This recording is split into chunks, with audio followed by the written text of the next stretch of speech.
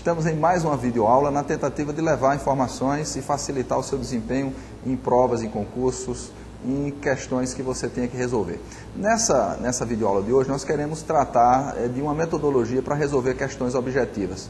Qual é o tipo de questão objetiva? São questões de múltipla escolha, onde normalmente você tem 4, 5 alternativas, um enunciado. Associado a esse enunciado você pode ter um gráfico, uma tabela, algum tipo de referência que pode permitir fazer a escolha. Nós, normalmente, primeiro ponto que você tem que saber é quanto tempo você dispõe para fazer uma determinada questão. Então, nós temos feito esse tipo de orientação.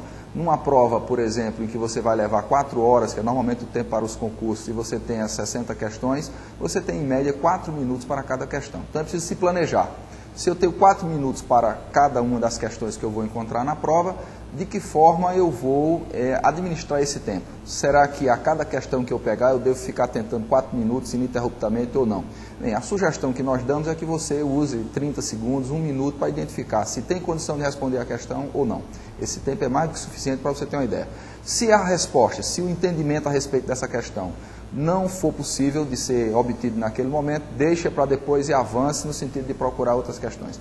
Outra questão importante nesse ponto é discutirmos a busca de questões mais fáceis. Normalmente, numa prova desse tipo, você tem vários assuntos, você tem várias disciplinas sendo julgadas, sendo cobradas. E normalmente você é mais forte em 1, 2, 3, você não é forte em todas. Então, normalmente, uma sugestão que nós damos também é que você procure a prova em que você é mais forte, em que você tem mais conhecimento, em que você tem mais base para poder enfrentar.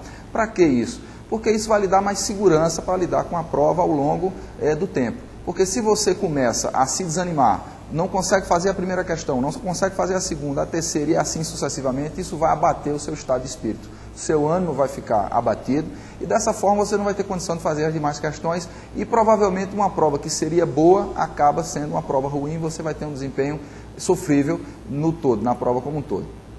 Outra questão importante é, você resolveu fazer essa questão, então vamos procurar entender, é o ponto base, importantíssimo, você deve analisar. A questão é baseada num texto, leia o texto, sublinhe o que é importante, marque, procure identificar as dicas que estão dentro da questão para ajudar a resolvê-la. Se essa questão tem um gráfico, por exemplo, procure identificar o gráfico. Esse gráfico é um gráfico de barras, esse gráfico é um gráfico de torta, é um gráfico de que tipo? Que informações ele pode lhe passar? Quais são as convenções? Quem é que está, por exemplo, no eixo do Y, no eixo do X? A convenção é que é em milhões de dólares, em bilhões de dólares? O que é que você vai ter que analisar? Às vezes essas questões são coloridas, você vai analisar o que é que está marcado, o que é que está indicado numa determinada cor, numa outra, o que é que está sinalizando, procure entender. Uma vez feito isso, analise as alternativas, porque muitas vezes você tem alternativas que são casca de banana, são alternativas que estão ali apenas para induzi-lo ao erro. Então é importante você analisar, questionar. Quando você identificar uma possível resposta, isso é uma técnica que nós sugerimos e que nós utilizamos ao longo da nossa vida. Coloca um pontinho de lado da resposta. Por exemplo, se a resposta é letra C, coloca um pontinho ali, de maneira que você identifique que a resposta nesse primeiro momento é a alternativa C. Bem, feito isso, vamos para uma próxima questão. E aí você vai novamente buscando uma questão que você tenha segurança, que você tenha condição de responder, que você consiga em 30 segundos, 1 minuto no máximo, identificar que você vai conseguir a resposta e você continua nessa tentativa de isolar as questões que você tem condição de responder e marcando o pontinho. Feito isso, você vai avançando. Quando chegar no momento que você não tem mais condição de responder, pare. Vamos agora para um segundo momento, que é o momento de quê? De ratificar, de confirmar as respostas que você obteve no primeiro momento. Então cada questão que você conseguiu responder deve ser novamente observada, analisada para ratificar. Uma vez confirmando, então você tem a resposta definitiva. O pontinho vai se transformar, por exemplo, num X em cima da alternativa da questão ou num círculo em torno da questão. Feito isso, essa questão fica para um outro momento. Vamos fazer a mesma coisa com as outras que você conseguiu resolver. Terminou o processo em cima de todas essas questões, você pode então agora dar uma relaxada. Você pode alongar, você pode buscar respirar.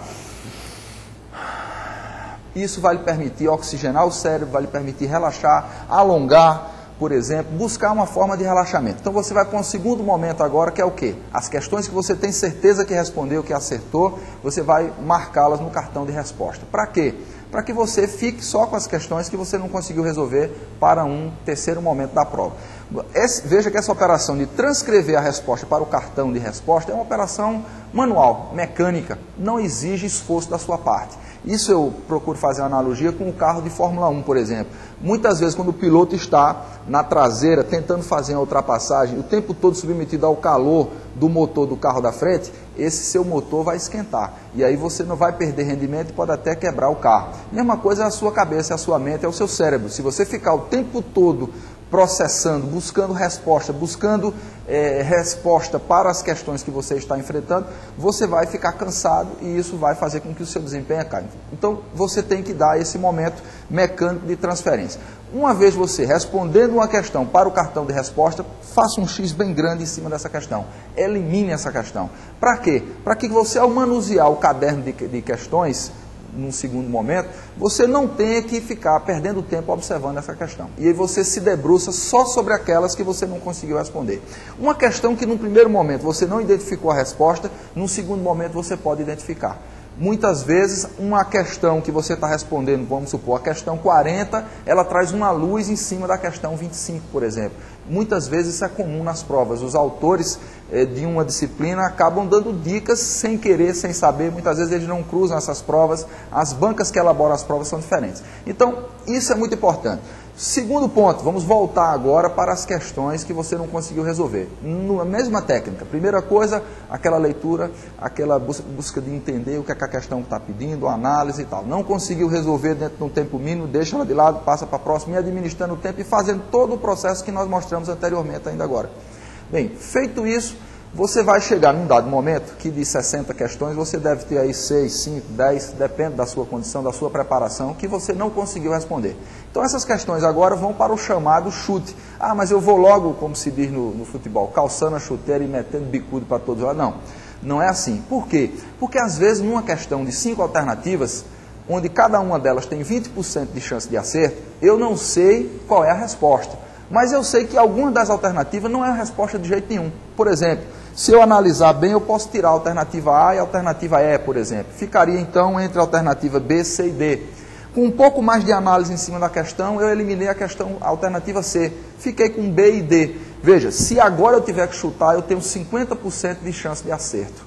Eu só vou ter 2 alternativas para poder fazer esse chute. Então é um chute mais qualificado. Então você consegue fazer dessa forma, buscar fazer um resultado melhor na prova. Outra questão importante ainda nessa linha do chute é que, se na sua prova, quando você conseguiu responder as demais, a grande maioria das questões, você marcou muita letra A, por exemplo, é natural que não apareça tanta letra A nas outras alternativas. Então você descartaria, por exemplo, a letra A. Ah, apareceu muita letra E, por exemplo. Então você ficaria para distribuir seus chutes entre essas letras que não apareceram tanto. Então são critérios que podem ajudá-lo, né? Importante dizer que o resultado num concurso, numa prova, numa seleção, é resultado do estudo, é resultado da organização, é resultado de você cobrir o assunto, de você ter conhecimento, de você ter treinado, ter exercitado. O chute é um mero complemento e aí entra a questão da sorte, mas a nível de complemento. E deixar o seu futuro, deixar o seu resultado, o seu desempenho numa avaliação depender da sorte, aí é pedir muito, né? Então é importante que você esteja preparado, que você possa conduzir a prova em função do que estudou e o chute fica para alguma coisa em torno de 5, 10% no máximo da prova. Bem, no mais, é uma boa sorte e até a próxima.